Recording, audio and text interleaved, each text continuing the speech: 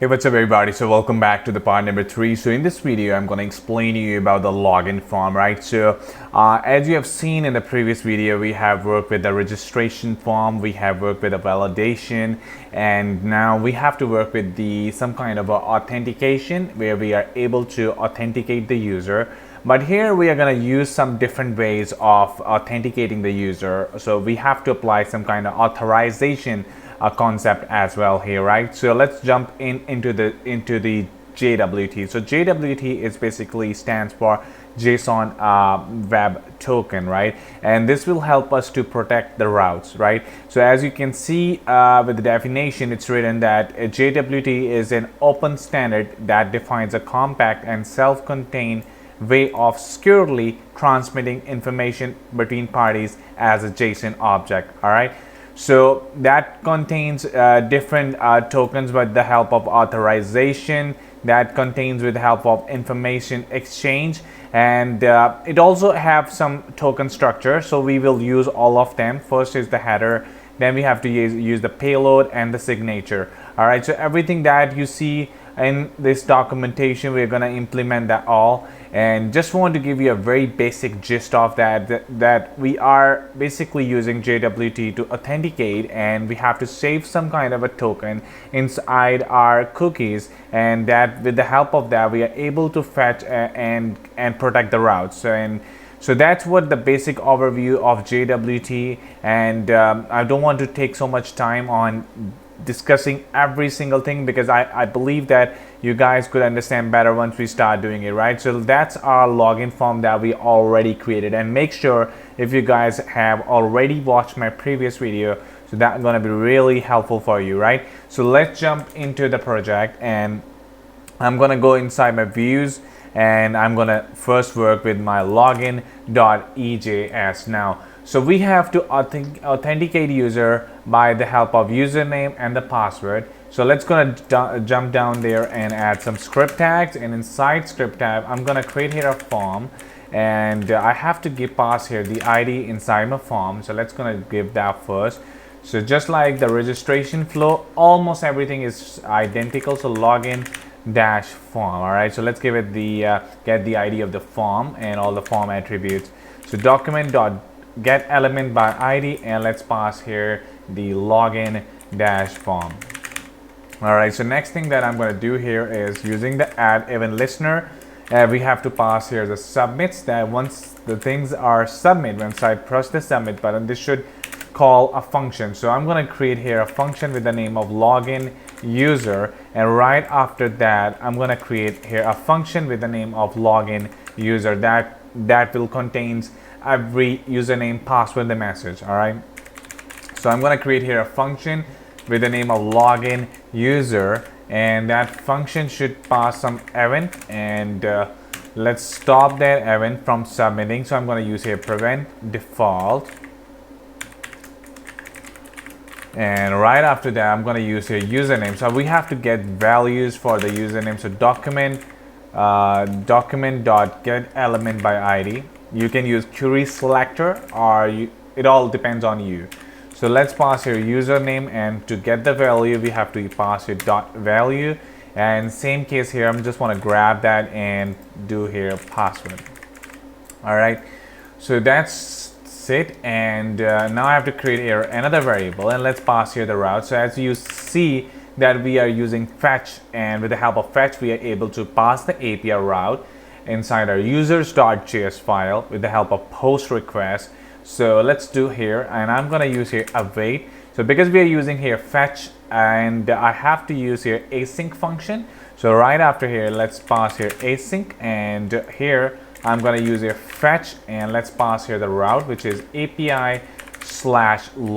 all right, so let's pass here 3 more parameters that we are going to pass here. The first, we have a method which is a post request, and I'm going to pass here the headers. So the headers that I'm going to pass here is the application/JSON. So content type is application/JSON. All right, so I believe that should be TION, right? So application/JSON, and right after the headers, I'm going to pass here the body, and I'm going to use here Json.Stringify method, and inside here I'm going to pass my username and password. Alright, so that's fine for the username and password, and let's get the response from it. So .den, and we have to pass here the response, so let's pass that here. And inside the response, if everything works well, so let's get the JSON response.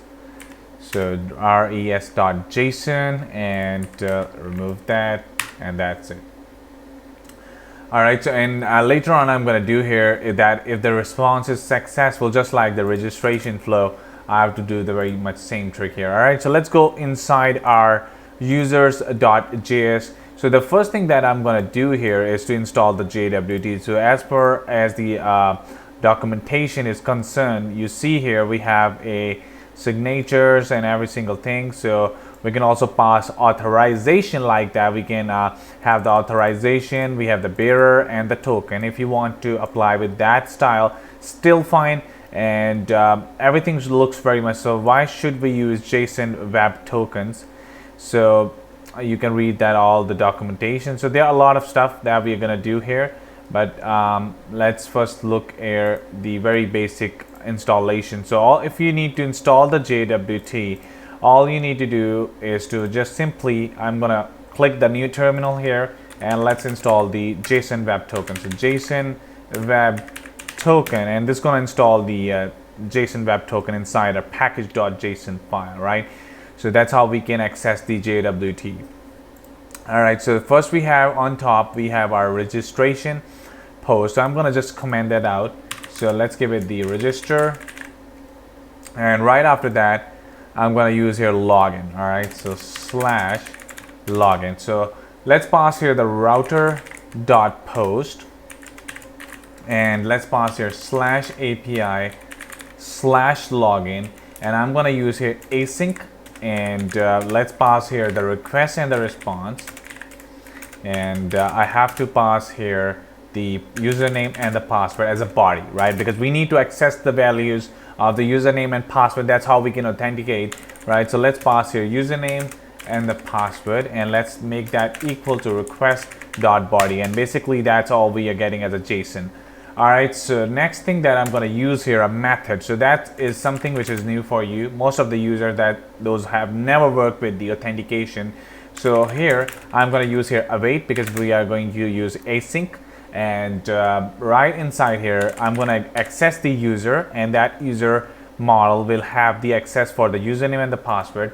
So with the help of that, I'm going to use here a method with the name of find1, and this will actually help us to access this, that will help us to return a single attribute value from the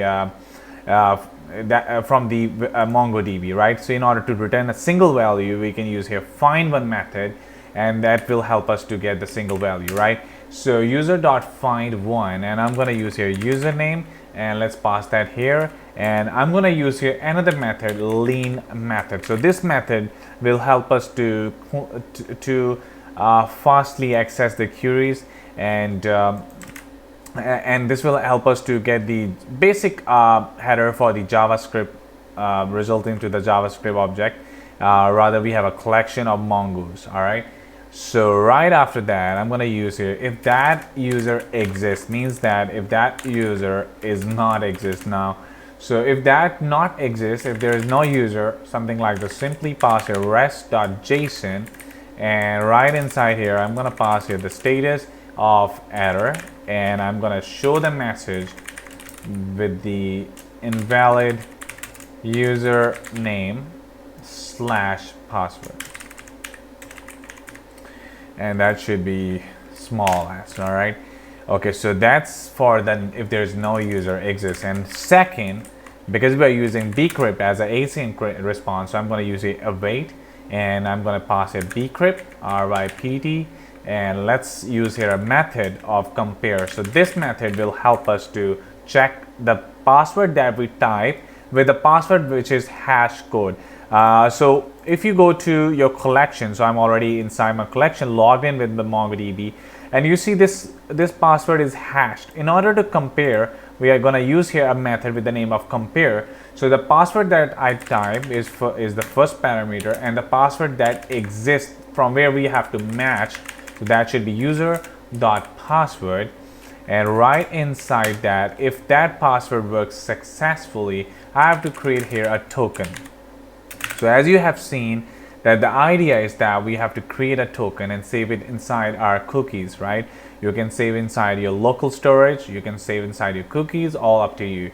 So right inside the token, I'm going to create here a method with the name of create token, and let's pass here the user ID, because we have to pass here the payload. So I'm passing here the user ID, so which is user._ID.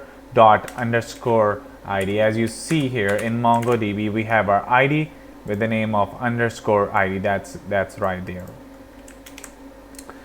All right, so we have to access that. So let's gonna create here a method of the create token. Right after that, I'm gonna create here const that should be create token,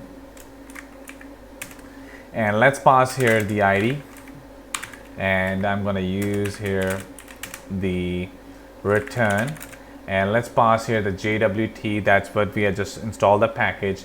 So right after the bcrypt, I'm gonna use a const JWT equal to require, and that should be require. And let's pass here JSON web token, saves it, and I'm going to return here the return JWT dot sign, and this method should contains two to three parameters that we are going to pass here. First, the payload that we passed, which is the ID, and next we have to pass something which is known as the first is definitely the payload, and second is the signature. So let's pass here the signature and set that to be JSON underscore token. All right, so you can pass anything right inside here. And the third thing that I'm going to do here inside here is we can pass here the expire expiration, and that will help us to expire the session or the token, not the session, actually the token. And if it all depending on up to you that how longer you want to expire your session. So right now I want to have only 30 seconds, so you can use here as much you want. You can see inside the documentation there is given for days, for days or months, so it's all up to you, right?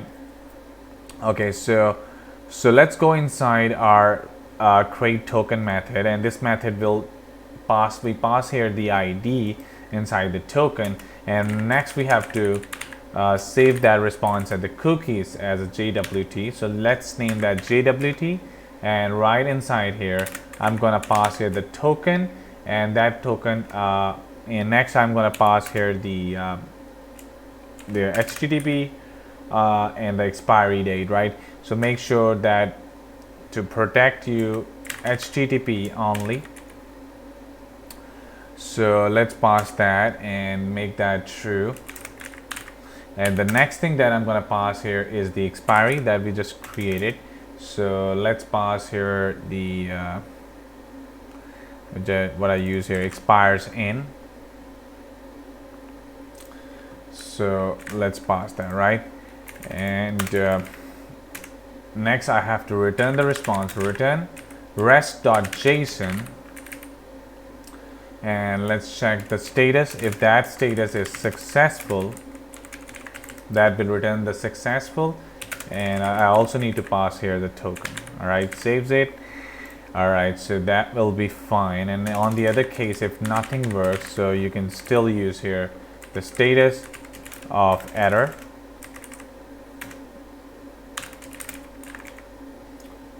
and if that is not authenticated with a valid email and password, so I'm going to use a valid invalid username and password. Saves it, and that should actually have the Yeah, I need to bring this in inside the parentheses because we are using multiple parameters. So let's pass that and saves it. So that's fine. Now I'm going to open up my terminal here and let's go back to the bash. Actually, I just need to close my unneeded. Yeah, that's where we can see. All right, so it saves it. Everything looks fine. And now if I just try to go back and refresh here, actually I need to console the log as well, just right after the login.ejs. So let's pass that console.log and that should be equal to result. Saves it. And I'm going to open up my inspect. Yeah, it's already showing me some error. It says that, yeah, actually I've used the same variable. So let's give that password and let's go back and refresh here. Go to the console. Now, if I just try to type here, so right now inside my database, I have my, let's give it the John. I think so. I have a collection here, right? Yeah, I have a username John and the password in my case, which is 123456. But let's type here 7. And if I try to log in here, and you see it says that invalid username and password, and let's type the right one, which is 123456. If I try to log in here, and you see, actually it's showing nothing here. Yeah, it says that expires in is not defined actually. So I need to go to my users.js.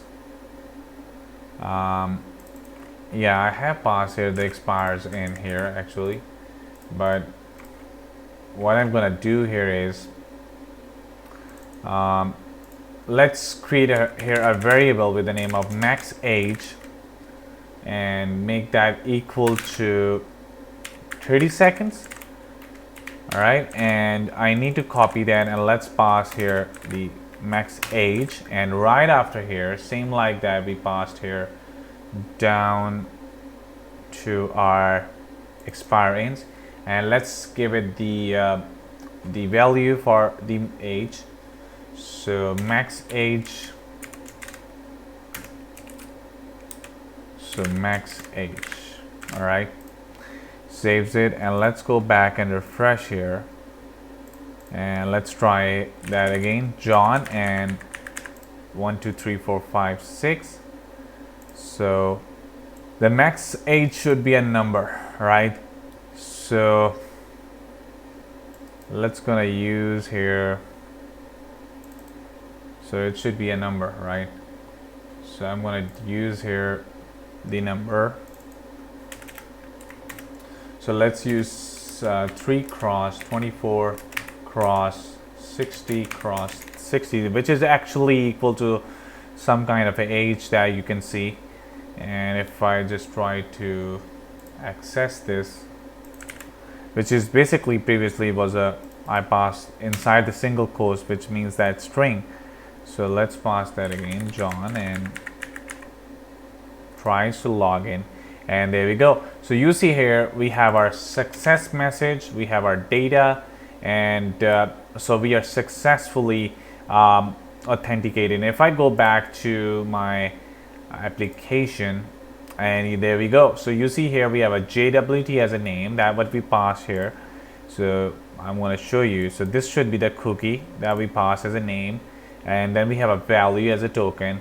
Next we have a local host and the path and the expires, and that's what the expiration which is included.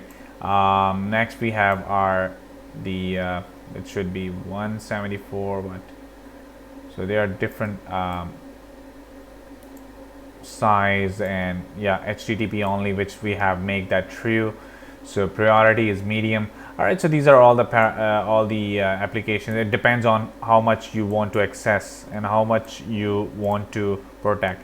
So that's for the cookies, and we are good to go for the authorization. And next thing that I'm going to do here is let's go inside my login.ejs and let's go to the dashboard if that user is valid, right? And now if I just refresh that, and let's try the wrong, just want to check console 567 tries to log in. Yeah, it's saying fine, right? So everything is working fine. Okay, so right after that, if that is successful, so I'm gonna pass here the condition if and else. So let's use here result, where it's the result, and if that result is successful, which we have passed here, that if it's successful, so if result dot status, so this status is coming from here, so if result dot status is equal to success, so I'm gonna pass here console.log just to check. So console.log, and let's pass here got the token,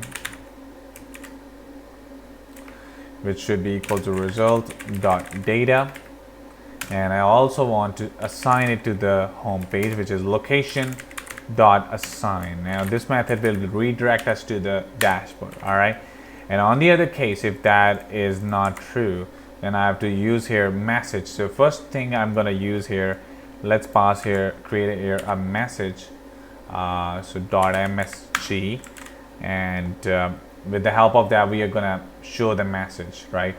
So if we have, let's create here a message, so const message, so document dot get element by id, and let's pass here message, and with the help of that message we're going to access it. So right inside here, so message dot class list, so this will help us to access the css class, which is error. So we need to create here a method with the name of add, and this will add the error class, and show the message. We have to use here message dot text content equal to result dot error, and basically this error is coming from the this object, right? That's what we give the value to the status, right? So let's save that here, and so let's gonna save it and check this out, right? So if I go back and refresh here, let's add here John, and add the wrong password, tries to log in, and it's showing us the error that message, so cannot read property class list. So let's go back, what's wrong here? So message dot class list dot add, and if there's an error, so which is fine. Oh, actually this should not be the ID, so I'm going to use here class. So let's pass here query selector, right? So query selector dot, and that should not be equal to message, that should be MSG, right? Saves it, and now if I try to refresh it, and let's add here John and 1 2 3 4, and there we go. So we have invalid username and password, and as long as I type the right one, which is the 1 2 3 4 5 6, so it says that result. So it says something wrong actually. Yeah, console.log, actually it should be result, not with the double E. Saves it, and let's go back and refresh that. I hope that for this attempt it will work fine, right? So if I try to log in with the successful one, and there we go. So there you see that now we are access to the dashboard, and if I go to my networks and go to my application, and there we go. So you see here that we have our name and the value already there, right? But what if that I want to log out that user, and once I log out that, I want that should log out from here, and that should if I just want to delete that token, right? I deleted that, and now if I try to refresh it, and you see here that we are now still access to the home page. Now what I want here, that if that user is authenticated, and we need to actually protect our routes. Now if I go to the login, and without logged in, you could see that we can access the home page. Now what I want here, we have to use something which is known as middleware, and we have to protect our routes with the help of JWT, and that's what I'm going to do in the next video. So I hope you guys learn something new from here. You learn how we can use the simple JWT installation about the JWT, how we can pass different expiries and expiration date, and you can just change according to the documentation, according to the flow of your project. And you learn about how we can authenticate with the help of find one method using MongoDB, right? So that's it, guys. So hope you guys love and learn something here. So in the next video, we're gonna look for the middleware, and in the next section, the last, we have to work with the logout. So hopefully you guys just like and subscribe my videos, and that's it. I want to see you for the next time.